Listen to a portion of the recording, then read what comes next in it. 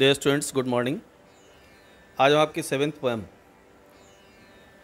From the passing of Arthur का अध्ययन करेंगे, जिसे अल्फ्रेड लॉर्ड टेनिसन ने लिखा है और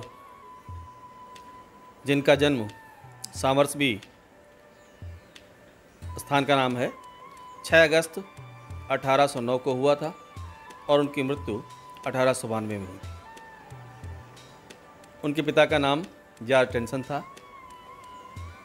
वह भी अपने समय के एक प्रसिद्ध कवि थे। अल्फ्रेड लॉर्ड टेनिसन की शिक्षा ट्रिनिटी कॉलेज कैम्ब्रिज में हुई थी, जहां पर उनके मित्र बने आर्थर हेनरी हालम, और उनकी याद में उन्होंने एक एलेजी लिखी है जिसका नाम है इन मेमोरियम। उनकी मृत्यु हो गई थी, उस पर उन्होंने एलेजी लिखी थी। इन मेमोरियम 1850 में प्रकाशित हुई थी और अल्फ्रेड लॉर्ड टेनिसन को राज कवि यानी पोएट लेवरेट इंग्लैंड का बनाया गया था। उनको चांसलर्स मेडल से भी 1829 में सम्मानित किया गया था। विक्टोरियन एज के मुख्य कवि के रूप में इन्हें जाना जाता है। इनकी प्रसिद्ध रचनाएं the princess, idylls of the king, the Maud, break break break, adult years, Ulysses, crossing the bar, the charge of light brigade इत्यादि हैं। उनकी मृत्यु 1892 में हुई थी और वेस्टमिंस्टर अबे में उन्हें दफनाया गया था। आइए उनके द्वारा लिखी हुई कविता की बात करते हैं। From the passing of Arthur. तो पासिंग ऑफ आर्थर पोएम आपकी इनके द्वारा लिखी हुई जो मुख्य कविता है मॉर्टेड आर्थर से ली गई है। मॉर्टेड आर्थर से ली गई है। आर्थर इंग्लैंड का राजा था। ये 5वीं सदी की कहानी इन्होंने बताई है इसमें, जब एंग्लो और सैक्सन प्रजाति के लोगों के मध्य में युद्ध होता रहता था।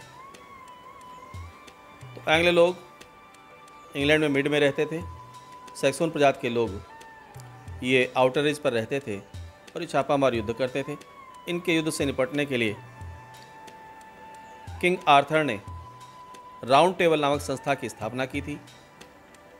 उस संस्था ने बहुत अच्छा कार्य किया।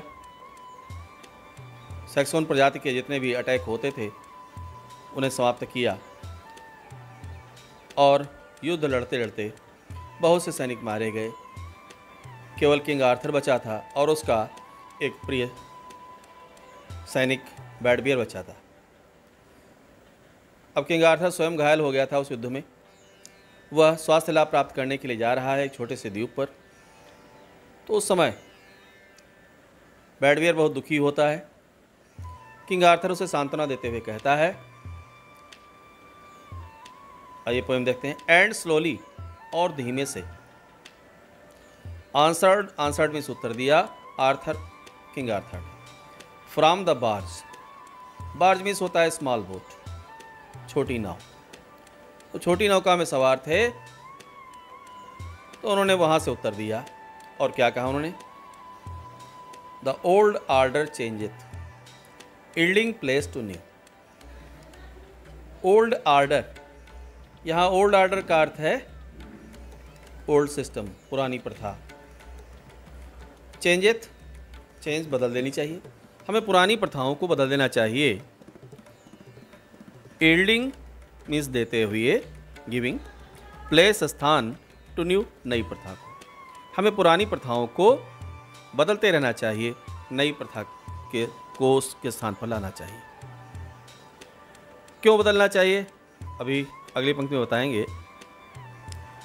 कहते हैं and God fulfils himself, and God और ईश्वर फुलफिल्स प्रतिपूर्ति करता है हिमसेल्फ, स्वयं ही, इन मेनी वेज, कई तरह से। जो हम नई चीज़ लाते हैं, नई प्रथा लाते हैं, नई कस्टम लाते हैं, तो उसको ईश्वर भी उसकी प्रतिपूर्ति करता है कई प्रकार से। अगर आप एक ही प्रथा को लगातार चलाते रहेंगे, चेंज नहीं करेंगे, तो अगली पंक्ति में देखें क्या कहता है, लेस्ट वन गुड कस्टम।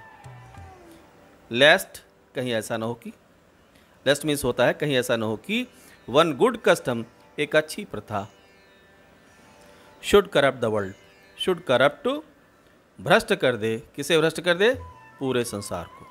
कहीं ऐसा ना हो कि एक अच्छी प्रथा पूरे संसार को भ्रष्ट कर दे। इसलिए हमें पुरानी प्रथा को बदलते रहना चाहिए।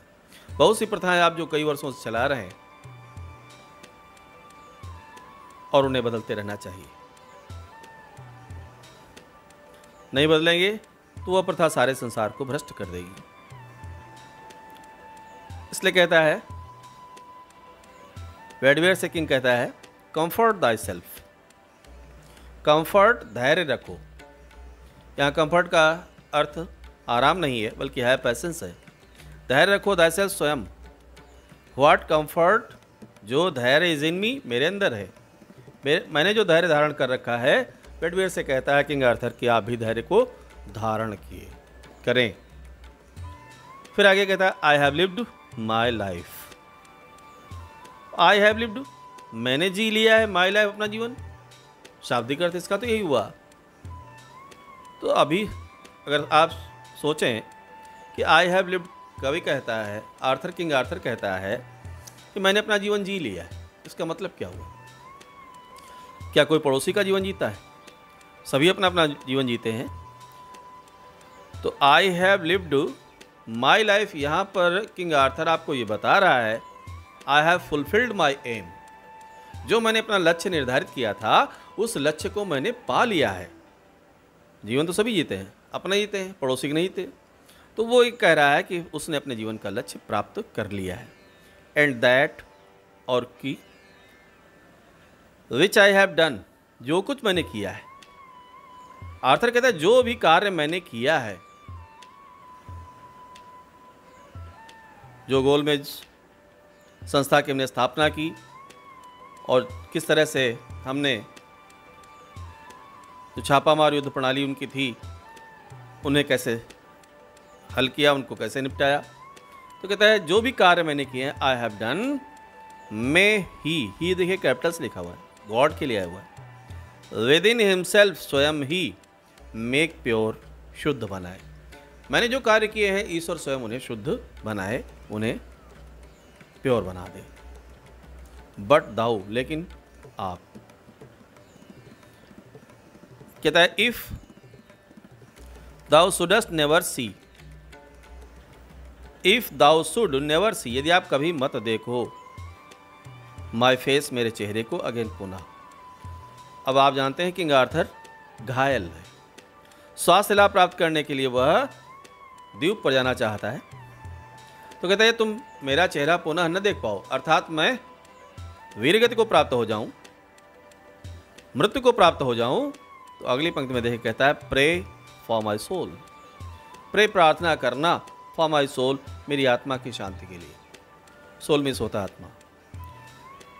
आत्मा की शांति के लिए आप प्रार्थना करना।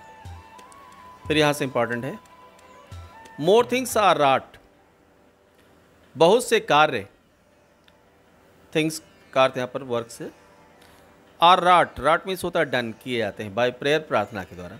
प्रार्थना के द्वारा बहुत से कार्य हम कर लेते हैं, वो हो जाते हैं। प्रार्थना के द्वारा बहुत से कार्य हो जाते हैं, और इतने बड़े बड़े कार्य होते हैं, then this world dreams of, जिसके बारे में संसार सपना देखता रहता है, स्वप्न में भी सोचता रहता है, सपना ही देखता रहता है, वे सारे कार्य प्रार्थना के द्वारा पूर्ण हो जाते हैं। wherefore, इसलिए, यहाँ wherefore का अर्थ है इसलिए, लेट दाई वॉइस, अपनी आवाज़ को, इसलिए अपनी आवाज़ को राइज, उठाओ, ऊपर उठाओ। कह रहा है कैसे, लाइक ए फाउंटेन, एक फवारे के जैसे। अपनी आवाज़ को सतत फवारे के जैसे, फवारा लगातार ऊपर की ओर जल उसका जाता रहता है, उसी तरह से आवाज़ को अपने ऊपर उठाते रहो, गार्ड तक पहुंचाते रहो। किस लिए? फॉर मी, मेरे लिए। नाइट एंड डे, दिन रात, दिन रात मेरे स्वस्थ होने की आप कामना करते रहें, ईश्वर से प्रार्थना करते रहें, प्रे करते रहें उससे।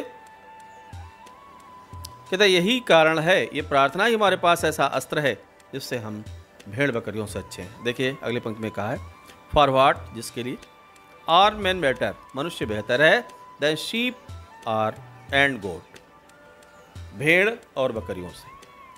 भेड़ बकरियों से हम अच्छे हैं क्योंकि हम प्रार्थना कर सकते हैं।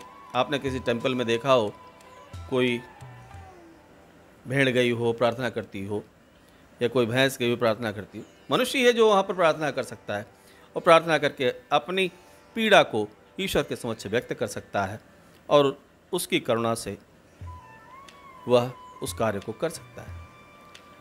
तो यहाँ ब्रैडवेयर को कहता है किंग आर्थर कि मनुष्य इसलिए बेहतर है क्योंकि उसके पास प्रार्थना करने की शक्ति है, वह प्रार्थना कर सकता है।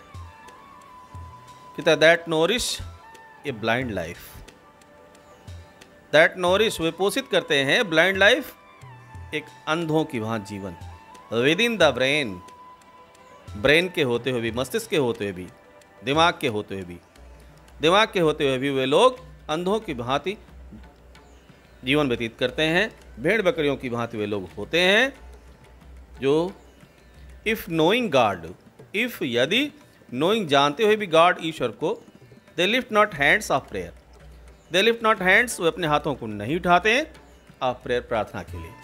यदि प्रार्थना के लिए अपने हाथों को नहीं उठाते हैं तो मस्तिष्क के होते हुए भी वे अंधों की भांति अपने जीवन को पोषित करते हैं। बोथ, और प्रार्थना क्यों की जाए, प्रेयर क्यों की जाए? किंग आर्थर कहते हैं बोथ, दोनों के लिए प्रेयर करें, फॉर देमसेल्व्स, स्वयं के लिए, एंड दोज, और उन लोगों के लिए भी प्रेयर करें, हु कॉल देम फ्रेंड्स, जिन्हें आप मित्र पुकारते हो, जिनको आप मित्र कहते हो, उनके लिए भी प्रार्थना करो और स्वयं के लिए भी प्रार्थना करो। यदि ऐसा नहीं करते हैं तो वे अंधों की भांति अपना जीवन पोषित करते हैं। तो यहाँ तक इम्पॉर्टेंट था। इसके आगे फिर यहाँ से 3 लाइनें इम्पॉर्टेंट हैं बोर्ड परीक्षा की दृष्टि से।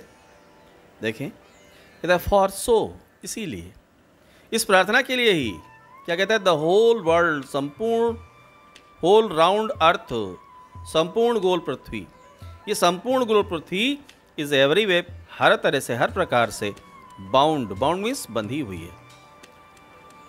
किससे बंधी हुई है? बाय गोल्ड चेन्स, सोने की जंजीरों से। यहाँ सोने की जंजीरों को बताया गया, किसको? प्रेयर को। About the feet of God, ईश्वर के पैरों से बंधी हुई है। ये संपूर्ण गोल पृथ्वी जो गोल्ड चेन है, सोने की चेन है, अर्थात प्रार्थना रूपी चेन से ईश्वर के पैरों से बंधी हुई है संपूर्ण पृथ्वी। इसलिए तो मेरे लिए प्रार्थना करना। और फिर कहता है बट, लेकिन, नाउ, अब, फेयरवेल, अलविदा, लेकिन अब अलविदा, अब मैं जाता हूँ स्वास्थ्य लाभ प्राप्त करने के लिए। इसे टेनिसन ने लिखा है और जैसा कि मैंने आपको बताया, ये मॉर्टेड डी आर्थर से ली गई है और ये क्लोजिंग बुक है Morte d' Arthur, Idylls of the King, जो बुक उसने लिखी थी, उससे ये पंक्तियां ली गई हैं। That's all, stay safe and keep reading.